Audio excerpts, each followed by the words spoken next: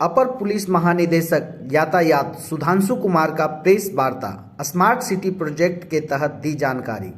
खबर राजधानी पटना की है, जहां अपर पुलिस महानिदेशक यातायात सुधांशु कुमार ने प्रेस कॉन्फ्रेंस कर यह जानकारी दी कि पटना जिले में स्मार्ट सिटी प्रोजेक्ट के तहत फेसलेस चालान की सुविधा का प्रावधान किया गया है, जिसे ऑटोमेटिक चालान भी कहते हैं।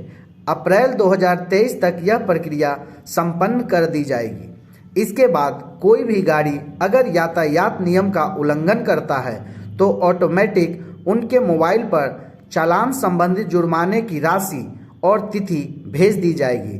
देखिए क्या कुछ कहा है अपर पुलिस महानिदेशक यातायात सुधांशु कुमार ने। यहाँ उपस्थित सभी मीडिया बंधुगण, बिहार पुलिस दिवस 2023 के तहत जन जन की ओर बढ़ते कदम के क्रम में राज्य के आम जनों के लिए ट्रैफिक व्यवस्था पर मैं पुलिस विभाग से संबंधित कुछ मुख्य बिंदु आपके सामने रखना चाहता हूँ। एनसीआरबी और ministry of road transport and highways 2021 के डाटा के अनुसार बिहार राज्य में हत्या के मुकाबले प्रतिवर्ष करीब 3 गुनी मृत्यु सड़क हादसों से हो रही है, जबकि सड़क दुर्घटना को महज एक दैवीय संजोग मान लिया जाता है। सड़क दुर्घटना में हो रही मृत्यु को कम किया जा सकता है यदि कुछ बिंदुओं पर प्रभावी नियंत्रण और अपेक्षित जन सहयोग मिले, जैसे ओवर स्पीडिंग और रॉन्ग साइड ड्राइविंग। ये 2 मुख्य वजहें हैं जो करीब करीब कुल मृत्यु का 42% जिम्मेवार है। उसी तरीके से मोटरसाइकिलिस्ट, उसमें दोनों ड्राइवर और पिलियन राइडर, जो बिना हेलमेट के यात्रा करते हैं, विक्टिम के लिहाज से कुल मृत्यु का 35% जिम्मेवार है। नेशनल हाईवे और स्टेट हाईवे, जहां बड़े वाहनों का परिचालन होता है और स्पीड लिमिट अधिक होती है, वह सड़क दुर्घटना में मृत्यु का 45 से 50% की हिस्सेदारी रखता है।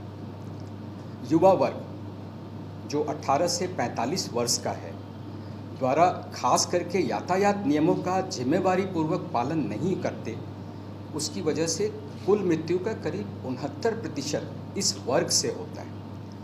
और इस वर्ग की असामयिक मृत्यु परिवार की आर्थिक प्रगति को सबसे अधिक प्रभावित करती है।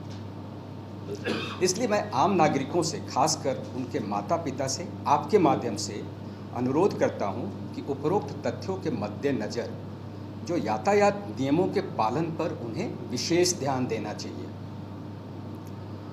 हमने सड़क सुरक्षा और ट्रैफिक रेगुलेशन के मामले में कई कदम उठाए हैं, जैसे वर्तमान में मुजफ्फरपुर मोतिहारी या कोटवा राजमार्ग जो NH 28 पहले कहलाता था, वहाँ एडवांस ट्रैफिक मैनेजमेंट सिस्टम लगा हुआ है। उसकी मदद से मैनुअल चालान, खास करके ओवर स्पीडिंग का जो उल्लंघन होता है, उसमें शुरू कराया है 14 जनवरी से, और प्रतिदिन करीब 50 गाड़ियों का चालान काटा जा रहा है। हमारे 5 ऐसे नेशनल हाईवेज आइडेंटिफाइड हैं जो दुर्घटना प्रवण हैं, सबसे ज़्यादा वहाँ दुर्घटना होती है। आप बताइए सर, ऐसे या फिर ये आपका बगल में देखिए, मैंने आपको बताया पुलिस का काम है संचालन सही तरीके, वहीं पे आपके बगल में पोस्ट भी है सर। ये नहीं पा रहा पटना में सर पॉपुलेशन तो सभी राज्य में और सभी डिस्ट्रिक्ट में, आखिर पटना में जिस तरह से ट्रैफिक अन्य राज्य में, जिस तरह से ट्रैफिक व्यवस्था अन्य राज्य में होता, वो यहाँ नहीं दिख पाता है। अब आप पटना की का कंपैरिजन चंडीगढ़ से नहीं कर सकते, जो कि एक प्लान्ड सिटी है। तो ऐसी परिस्थिति में सड़क बनता है और उसके बाद दोनों आसपास जो है सड़क के दोनों तरफ जो है बसावट आने लगती है। तो ये जो रेट्रोफिटिंग के काम होते हैं तो उसमें कई बार लिमिटेशंस होती है, आपके पास उतना स्पेस नहीं होता है कि आप उन सुविधाओं का विस्तार कर सकें उस मुताबिक। दूसरी तरफ जो सड़क लेंथ बढ़ रही है, लेकिन व्हीकल की भी जो है रजिस्ट्रेशन, जैसे 2005 से यदि तुलना करें 2020, तो व्हीकल रजिस्ट्रेशन जो है वो 634% बढ़ा है।